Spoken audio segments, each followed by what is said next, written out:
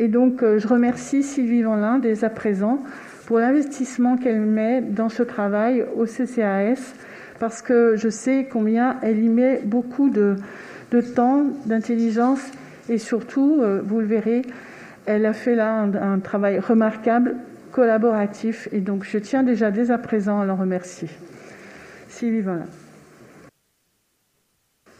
Merci Madame la maire. Madame la maire, chers collègues, eh bien, ce que je vous propose de vous présenter ce soir, c'est tout d'abord le rapport d'activité qui s'inscrit dans un rapport annuel, dans une temporalité annuelle, puis vous déclinez le projet social, comme le disait Madame la maire, qui est une feuille politique pluriannuelle et qui va nous conduire sur la durée du mandat de 2022 à 2026, qui lui-même sous-tend la convention pluriannuelle Ville-CCAS.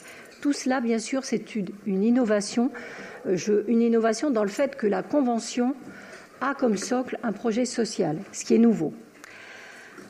Vous le savez, le CCAS de la ville de Besançon s'est engagé depuis plusieurs années dans la publication d'un rapport d'activité rédigé et présenté de façon à être accessible au plus grand nombre.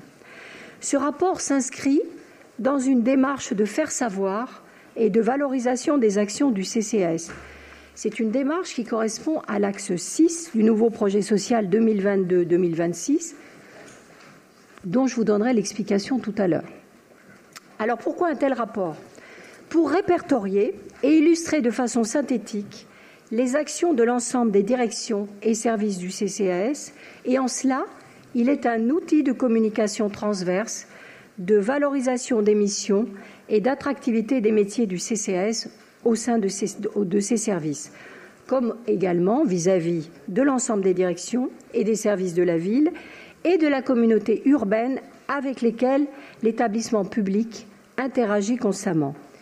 Il met également en exergue les données chiffrées relatives à leur activité, les grandes lignes budgétaires et financières. Ce document apporte une vision transversale et globale des actions et du fonctionnement de l'établissement public à l'échelle de l'année civile. Il a vocation à s'adresser à la fois aux agents, aux élus, aux administrateurs, aux partenaires et financeurs, ainsi qu'à l'ensemble des Bisontins, usagers et bénéficiaires du CCAS. Il offre également aux partenaires, associatifs ou institutionnels, partenaires opérationnels ou financeurs, un panorama synthétique et lisible des actions et dispositifs, de l'organisation, des moyens humains, structurels et financiers mis en œuvre chaque année par le CCAS. Il est disponible, je vous l'indique, en libre accès sur le site de besançon.fr. On peut aller sur le site du CCAS sur besançon.fr et on l'y trouvera. Outre des articles détaillant l'activité et les actions particulières menées pour chacun de ces services, une section décomposant les données financières et celles relatives aux ressources humaines, un focus sur l'ABS 2021, le rapport d'activité met en lumière les temps forts de l'année écoulée, comme les événements ouverts au public, aux bénéficiaires et aux agents du CCAS dans un contexte encore marqué par la crise sanitaire, comme également l'activité des différents services en les rapprochant d'ores et déjà des 6 grands axes définis par le projet social qui a été adopté le 16 mars 2022 au conseil d'administration du CCAS et qui fait ainsi apparaître la mise en œuvre concrète et effective des nouvelles grandes orientations définies par la ville de Besançon et son CCAS en matière sociale. Comme enfin l'important travail de co-construction du projet social 2022-2026 qui a mobilisé tout au long de l'année les services du CCAS, les administrateurs et pour la première fois les associations bisontines du champ de l'action sociale qui ont été invitées à participer à cette démarche. Il s'agit là d'une démarche participative, innovante. Comme je le dis, c'est la première fois que ceci est fait. Précisément, le projet social a constitué un temps fort de l'activité du CCAS, mais cela depuis 2020. Alors, de quoi parle-t-on lorsqu'on parle de ce projet social ? Eh bien, il s'agit d'un document qui sert à identifier et à inscrire à l'échelle du mandat les objectifs généraux de la politique d'action sociale en même temps qu'il précise les mesures et les moyens dévolus à la réalisation de ces objectifs politiques et stratégiques. Véritable feuille de route politique, il sert de base à la mise en œuvre de la Convention pluriannuelle 2022-2026 à la ville de Besançon. Et comme je le disais en introduction, ceci est également innovant puisque le socle de la Convention pluriannuelle est le socle de la feuille politique partagée entre le CCAS et la ville. Alors oui, depuis 2020, la construction de ce projet social a suivi plusieurs phases de réflexion. Tout d'abord, un diagnostic a été ouvert ainsi qu'une étape bilan pour asseoir les moyens mobilisables et les défis à relever. Une mise en perspective de l'ADN du CCAS a été réalisée. Une anticipation de l'environnement futur de l'action sociale a été pensée. Et un travail de dialogue et d'échange interne entre élus, administrateurs et services et externes avec les partenaires du CCAS a été engagé. Mais l'irruption de la crise sanitaire a chamboulé ce calendrier. Et à l'été 2020, avec l'installation d'une nouvelle municipalité, mais également d'un nouveau conseil d'administration pour le CCAS, il est apparu indispensable de porter un nouveau regard sur le projet social en prenant en compte les premiers enseignements, les incidences actuelles et futures de la crise sanitaire et sociale. 3 grands enjeux ont donc été identifiés en amont de l'élaboration du projet social suite à cette crise sanitaire. Le premier d'entre eux dans laquelle s'est imposée l'idée qu'il y a nécessité de tirer les enseignements de la crise sanitaire, notamment en intégrant davantage les questions de santé et en anticipant les besoins face non seulement à de nouvelles crises sanitaires, mais plus largement en étant prêt à répondre aux effets d'autres types de crises, qu'elles soient climatiques, économiques, démographiques, démocratiques également, comme le disait Madame la maire hier en conférence de presse, voire géopolitiques. Au-delà de cette nouvelle préoccupation, ce contexte de crise a également fait émerger un certain nombre de priorités et d'axes structurants qui viennent s'ajouter aux interventions plus régulières du CCAS et au public dont il s'occupe déjà, comme accompagner un public jeune, exposé et touché de plein fouet, lutter contre l'isolement, quel que soit l'âge, répondre aux fragilités touchant à la santé mentale et éviter le risque d'un basculement dans une précarité durable. Le deuxième enjeu qui est ressorti est la nécessité d'un renforcement des échanges ville-CCAS par l'inscription de temps forts annuels et par l'instauration d'une synergie de projets et d'actions entre la ville et le CCAS. Ces 3 temps forts sont l'analyse des besoins sociaux, mais ça existait déjà lors du premier trimestre. Par contre, les 2 autres temps forts, la présentation du rapport d'activité annuel aura lieu tous les 2e trimestres et l'adoption des budgets annexes et les perspectives de l'année 2001 lors du 3e trimestre, ce qui est nouveau. D'une manière plus globale, cette convention ville-CCAS au caractère pluriannuel permettra de formaliser le cadre de travail et les modalités de coopération entre les 2 entités.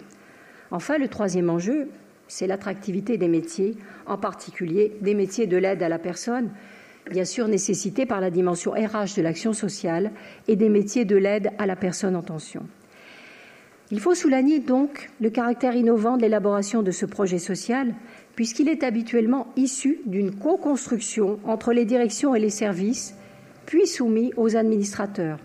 Ce nouveau projet social a pour la première fois intégré les associations à sa conception sous forme de questionnaires, de réunions plénières et d'ateliers participatifs. Et je dois dire au-delà des associations partenaires du CCAS. Il s'agit là, je le répète, d'une innovation. Le projet social qui a été voté par le Conseil d'administration le 16 mars dernier définit ou réaffirme le socle des valeurs et des principes qui fondent l'ADN d'un CCAS qui fêtera ses 50 ans en octobre prochain. Ainsi sont réaffirmées les valeurs de solidarité qui découlent de principes humanistes et citoyens et qui perpétuent l'action historique du CCAS de Besançon en faveur des plus fragiles et des personnes isolées ou en risque d'isolement, la proximité, puisque le CCAS est le garant d'une action sociale inscrite dans la proximité, l'innovation, enfin, qui est une tradition historique du CCAS et qui se concrétise et qu'on l'on rencontre lors de la manifestation de l'indissociable. Cette tradition historique est mise en avant lors de cette manifestation. Le principe des compétences et des publics du CCAS est également réaffirmé par le projet social qui rappelle, au-delà des 3 compétences obligatoires, je vous les rappelle, produire une analyse des besoins sociaux, procéder à une domiciliation pour les personnes qui sont sans domicile mais qui ont un lien avec la commune, et enfin l'instruction des aides légales. Eh bien, au-delà de ces 3 compétences obligatoires, l'ensemble des autres interventions du CCAS témoignent d'une action volontariste qui s'adresse aux personnes isolées ou en couple sans enfants mineurs à charge, oui. Le CCAS s'inscrit également dans une logique d'aller vers des publics ayant de nouveaux besoins, notamment identifiés par l'analyse des besoins sociaux. Par exemple, je veux parler des jeunes adultes. Dans ces orientations politiques, le projet social prend en compte les feuilles de route des élus sur la base d'une ville encore plus solidaire et plus facile à vivre au quotidien. Et pour construire cette ville de tolérance, cette ville du vivre ensemble, cette ville d'égalité et de solidarité, il est nécessaire de conforter et renforcer les actions du CCAS au cœur des quartiers, avec les associations de terrain, pour démultiplier l'action de la collectivité. C'est donc par une approche globale et collaborative au service des plus fragiles que le CCAS répondra à ces objectifs, en accompagnant des jeunes sans droit, en luttant contre l'isolement des personnes âgées, en garantissant l'accessibilité des services publics, en permettant de mieux vivre avec son handicap dans la ville et en construisant une ville d'égalité pour les femmes et les hommes. Et précisément, ces objectifs se mettront en œuvre au moyen de 6 axes stratégiques déclinés en 18 projets phares. Je vais les mentionner. L'axe 1, intervenir auprès des publics prioritaires identifiés dans l'ABS. Vous savez que l'ABS est l'analyse qui reste la base de travail de l'action sociale et du CCAS, puisqu'elle fait ressortir les besoins sociaux de notre territoire. Notamment, cet axe, comment le mettre en application, en facilitant le développement d'une ABS à l'échelle intercommunale du Grand Besançon, en proposant des chantiers d'insertion jeunes intra-CCAS, en mettant en place une structure d'habitat inclusif intergénérationnel. Et cet axe 1, dans votre rapport d'activité, celui que vous avez sur table, il est déjà mis en exergue par le service aide, secours et subsistance, notamment dans l'action du plan jeune et dans la mise en œuvre de la coordination de l'aide alimentaire et des interventions auprès des publics bénéficiaires. Ça, c'est l'axe 1 que vous retrouvez, qui est déjà mis en application et que vous retrouvez dans le rapport d'activité. Mais je pourrais parler également de l'accompagnement de la vaccination des usagers isolés, le maintien de la continuité du service aux usagers durant cette seconde année de crise, la vaccination des personnes à la rue par le SAS, le service d'accueil et d'accompagnement social. J'en viens à l'axe 2, maintenir ou accompagner vers l'autonomie les publics relevant du CCAS. Ceci en favorisant les liens entre dispositifs d'accompagnement social du CCAS et les structures d'insertion par l'activité économique pour les jeunes isolés et les plus âgés, en mettant en place un dispositif d'animation en faveur des sans-domicile stables en logement pour recréer du lien et rompre l'isolement, en facilitant l'accès aux mobilités pour les personnes les plus démunies et les personnes en transition entre dispositifs d'aide. Pareil, dans ce rapport d'activité, l'axe 2 est mis en lumière par le service d'accueil et d'accompagnement social qui, par sa veille mobile, pratique l'aller vers, qui est une démarche qui rompt avec l'idée que l'intervention sociale ferait systématiquement suite à une demande exprimée. Elle incite, et la veille mobile se situe dans une pratique proactive pour entrer en relation avec des publics particulièrement vulnérables et isolés. L'axe 3, faciliter l'accès aux droits et leur maintien. Eh bien, en favorisant l'intégration des usagers pour améliorer la qualité de services d'accès aux droits, en déployant un réseau de médiateurs numériques et de travailleurs sociaux référents numériques dans les services, mais aussi en accompagnant les associations et les bénévoles par la formation à l'accès aux droits et au numérique sous forme d'ateliers. Cet axe-là, en 2021, dans votre rapport d'activité, vous le retrouvez par l'activité de la Maison France Service, notamment, qui est un réseau national avec des partenariats locaux, et également reproduit la proximité et la réactivité des antennes sociales de quartier.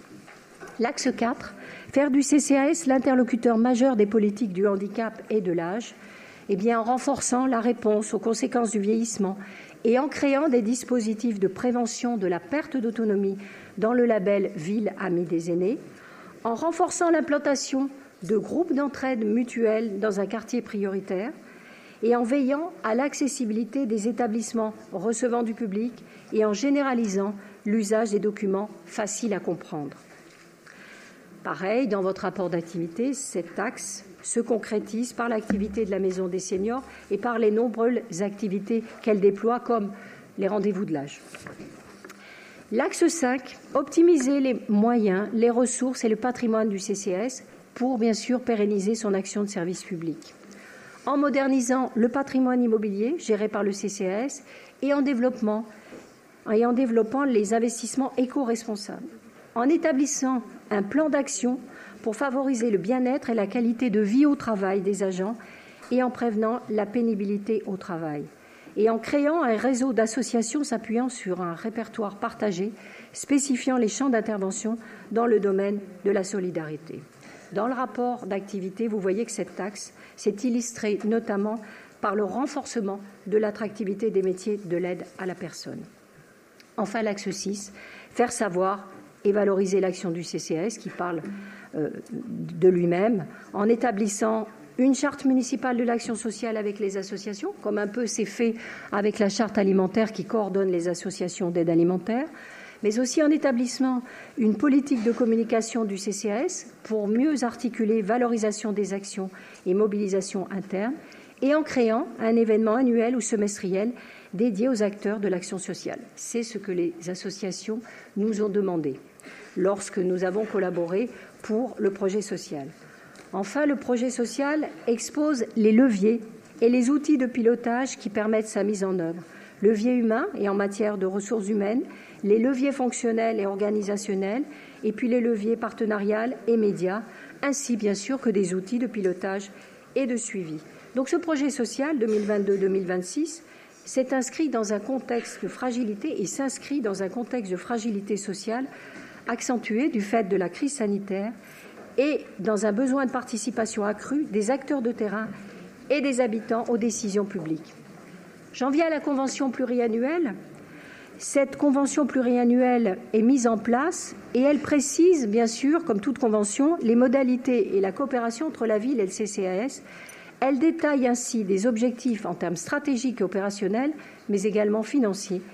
Et bien, comme je vous l'ai indiqué, c'est une convention qui est basée sur le projet social 2022-2026 que je viens de vous présenter.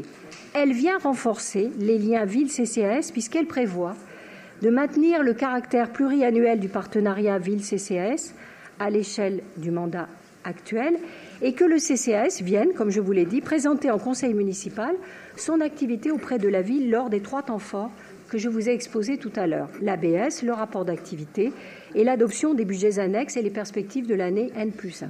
Elle répond aux objectifs de lutte contre la précarité et l'isolement inscrits dans le mandat municipal. Elle permet la lisibilité et la pérennité de l'action du CCAS. La Convention permet de formaliser le cadre de travail et les modalités de coopération entre la ville et son CCAS. Les principes généraux en sont des objectifs partagés de politique d'action sociale établis et fixés au travers du projet social pluriannuel du CCAS, un périmètre de compétences et des missions du CCAS tel qu'il découle de la loi, mais également des orientations politiques en lien avec la politique sociale de la ville, des engagements réciproques permettant d'organiser les relations entre la ville et le CCAS en instaurant notamment un dialogue de gestion reposant sur des bases et des obligations partagées.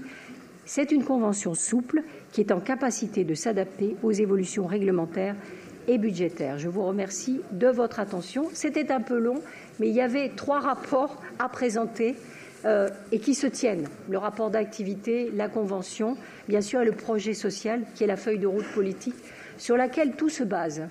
Voilà, je vous remercie de votre attention. Et je voudrais associer aux félicitations de Madame la maire, que je remercie, tout l'ensemble des services du CCAS. Voilà, c'est très important. Merci beaucoup.